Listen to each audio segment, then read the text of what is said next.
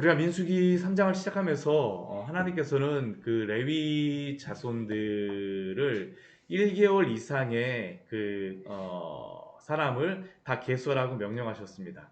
우리가 그 4장 말씀해 보게 되면 레위인들을 또 한 번 계수하는데 왜 1개월 이상의 그 사람들을 계수할 것을 레위인을 계수할 것을 모세에게 왜 말씀하셨을까? 궁금한 생각이 들기도 했는데 바로 그 이유가 오늘 말씀에서 나오고 있습니다. 오늘 말씀을 보게 되면 다시 한번 1개월 이상의 그 태어난 남자를 그 명수를 기록하라고 모세에게 명령하셨습니다. 근데 이 말씀을 잘 보게 되면 이게 레위인을 계수하라는 게 아닙니다.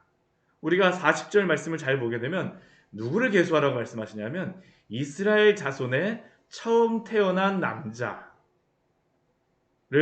1개월 이상으로 다 계수하라고 하십니다. 그러니까 이게 뭐냐면 이스라엘 온 지파, 12지파, 레위인을 제외한 그 12지파의 장자들을 다 1개월 이상을 계수하라는 겁니다. 레위인들을 앞에서 계수하겠다면 이번에는 이스라엘 12지파에 대하여서 그 1개월 이상의 남자들을 다 계수하라고 하십니다. 왜 그럴까요? 41절 말씀에 오게 되면 나는 여호와라라고 선언하면서 시작하시죠. 나는 여호와이기 때문에 너희는 이렇게 해야 된다라는 겁니다. 이 나는 여호와라는 그 의미는 무엇일까요? 나는 여호와고 너희는 내 백성이다라는 게 이 뒤에 따라 나오고 있는 겁니다.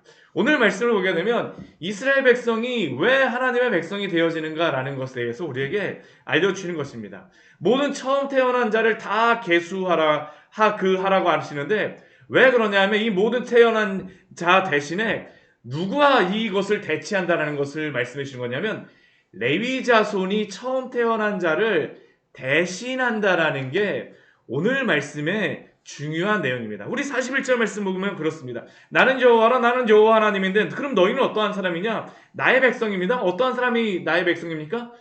대속한 자가 하나님의 백성이라는 겁니다.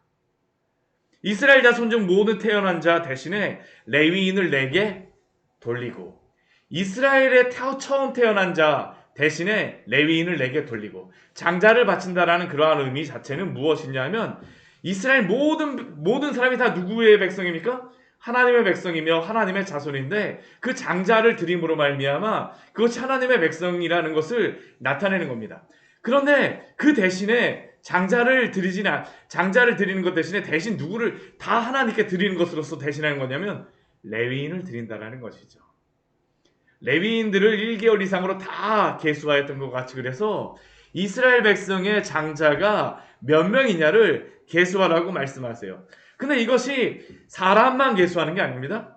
하나님께서 얼마나 이것을 철저하게 이것을 확인하시는지 뒤에 말씀을 보게 되면 이스라엘 자손의 가축 중 모든 처음 태어난 것에 대신에 무엇을 하나님께 돌리라고 말씀하십니까?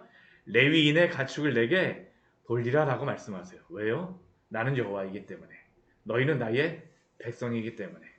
우리가 출애굽기 19장 말씀해 보게 되면 그 이스라엘 백성이 하나님의 소유라고 말씀하셨는데 그 이스라엘 백성들이 하나님의 소유라는 것입니다. 내 자녀라는 것이죠. 이스라엘 백성들이 이제 조금 있으면 광야의 길을 가야 됩니다. 광야의 길을 가는 사람들은 누구일까요? 구원받은 사람들입니다. 우리가 이 인생에 하나님의 백성에서 광야 길을 갈 수 있는 자격은 무엇일까요? 하나님의 자녀가 되었기 때문에 광야의 길도 갈 수가 있는 것입니다. 우리가 광야의 모래바람을 맞을 때에도 하나님의 구름 기둥과 불 기둥 가운데에서 인도하심을 받을 수 있는 이유가 무엇일까요? 하나님의 자녀가 되었기 때문에 보호하심과 인도하심을 받는다라는 것을 의미하는 것입니다. 우리가 이것은 보게 되면 무엇하고도 또 이게 연관이 되냐 하면 이스라엘 백성들이 출애굽하고 나서 그 애굽에서 나올 때에도 동일한 말씀을 하나님께서 주셨어요. 우리 그 앞에 우리 출애굽기 우리 13장 말씀 같이 한번 보도록 할까요? 우리 출애굽기 13장 무교절의 말씀을 하시면서 이것을 주셨습니다. 출애굽기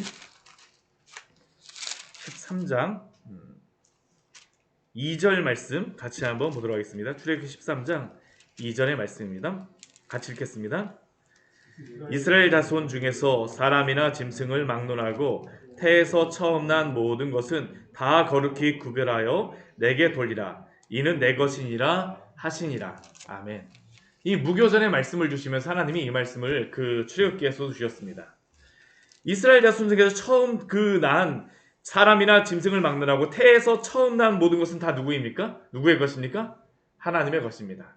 그리고 이것이 더 구체적으로 무엇으로서 오늘 말씀해 주시는 거냐면 레위인을 내게 드리는 것으로서 말씀해 주시는 것이요. 다 내게 돌리라. 왜냐하면 나는 여호와이고 너는 나의 백성이기 때문이라는 것이죠.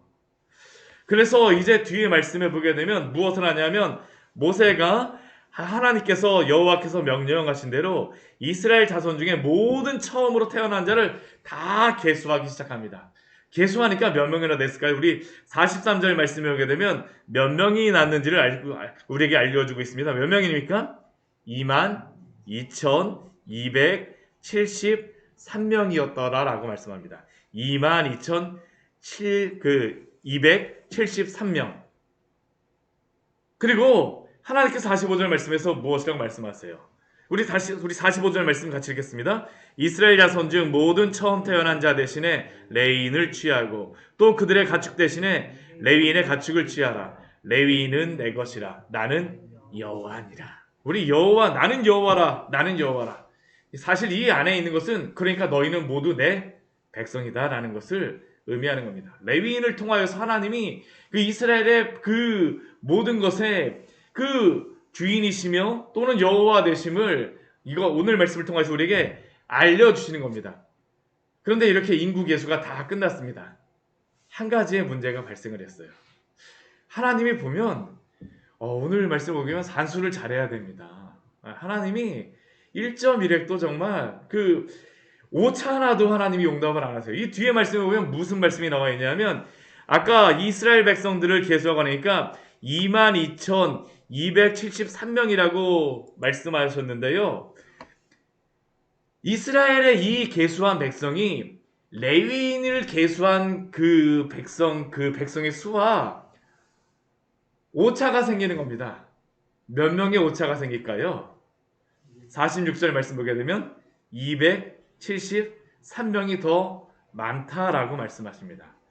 우리 앞에 우리 말씀에 보게 되면 우리 39절 말씀에 보게 되면요. 레위인을 1개월 이상으로 다 계수하였을 때 그 남자의 수가 모두 몇 명입니까? 22,000명입니다. 근데 오늘 이스라엘 자손을 다 계수하여 보니까 몇 명입니까? 22,273명이 있습니다. 하나님이 그러면 273명은 애누리 하고서 딱 띄워주실까요? 아닙니다. 오늘 말씀 보면 그렇게 하시지 않으세요. 이 273명까지도 하나님이 다 이 값을 치르게 하십니다. 무엇으로 하실까요? 속전을 내므로 말미암아 값을 치르게 하시는 겁니다. 그래서 이 273명에 대하여서 속전을 내게 하는데 그 속전이 얼마냐 하면 우리 그 47절 말씀을 보게 되면 한 사람당 5세겔씩. 그래서 이 모든 그 273명에 대한 속전을 받았을 때에 얼마를 더 받게 되냐면 오늘 50절 말씀을 보게 되면 성소의 세겔로 1365세겔을 더 받았다라고 말씀합니다. 그러니까 하나님께서 오늘 말씀에서 무엇을 말씀하시는 겁니까?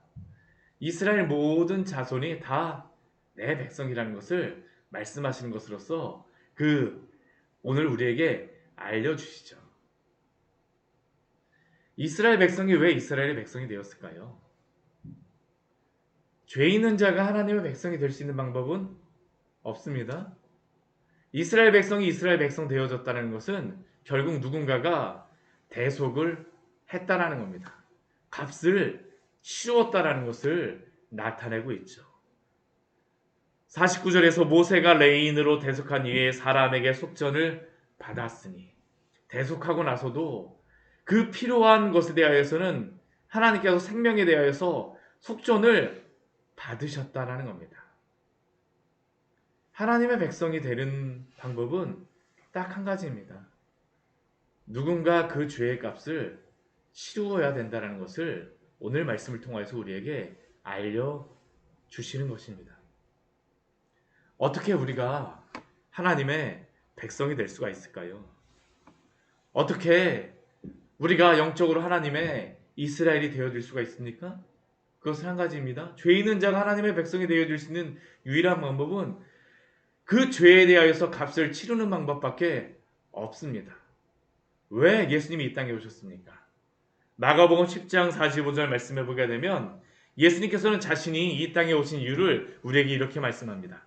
인자가 온 것은 섬김을 받으려 함이 아니라 도리어 섬기려 하고 자기 목숨을 많은 사람의 대속물로 주려 함이니라.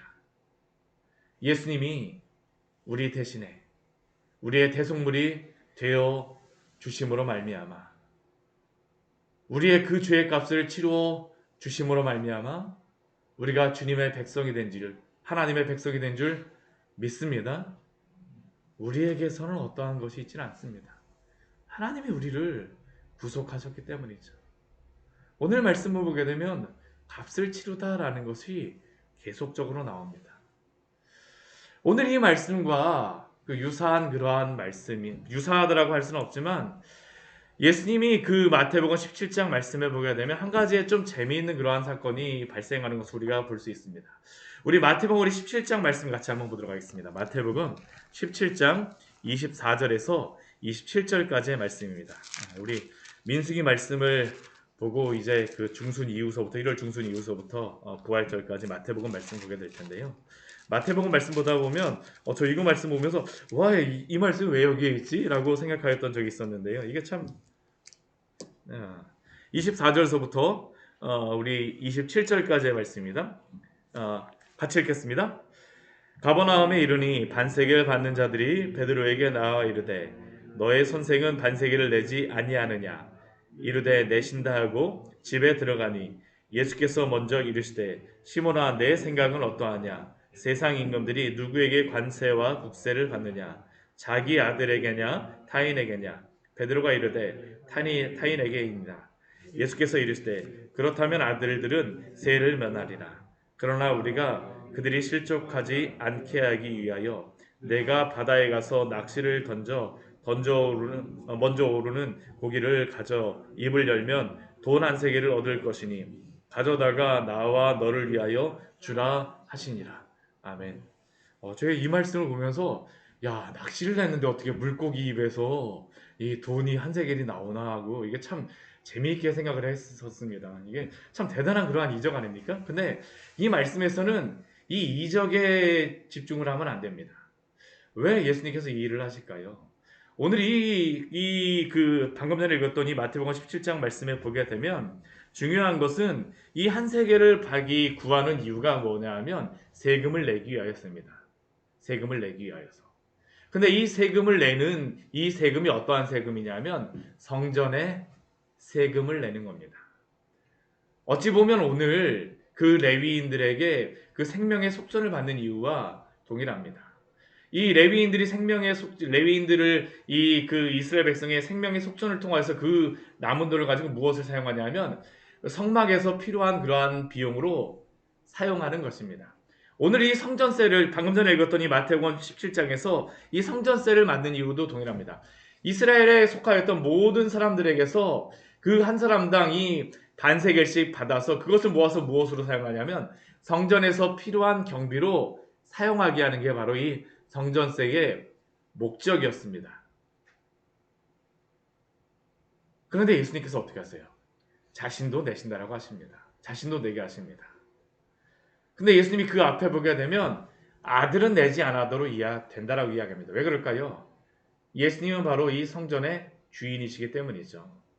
예수님께서는 사실은 이 성전세를 내실 필요가 없습니다. 성전의 주인이 바로 예수님이시기 때문입니다. 하나님의 아들이신 예수님께서는 이 성전의 세를 내실 필요가 없어요.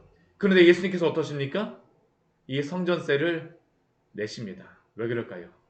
예수님이 이 땅에 오신 목적이 바로 모든 죄인들의 생명의 속전이 되시기 위함입니다.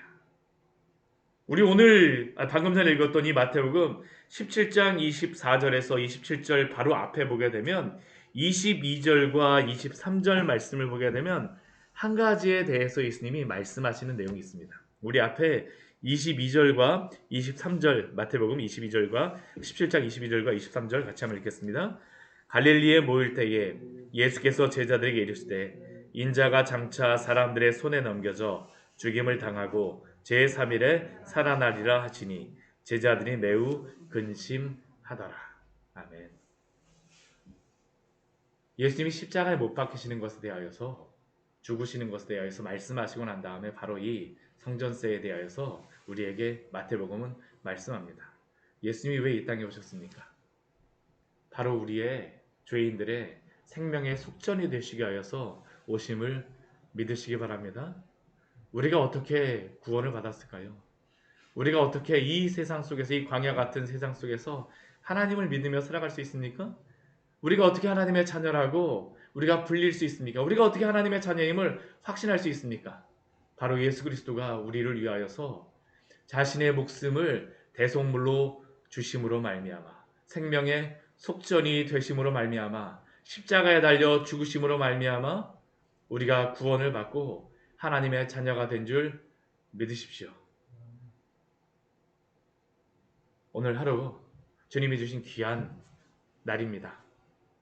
주님이 우리에게 생명을 주심을 기억하시며 감사함으로, 기쁨으로 살아가시기를 축원합니다. 같이 기도하도록 하겠습니다.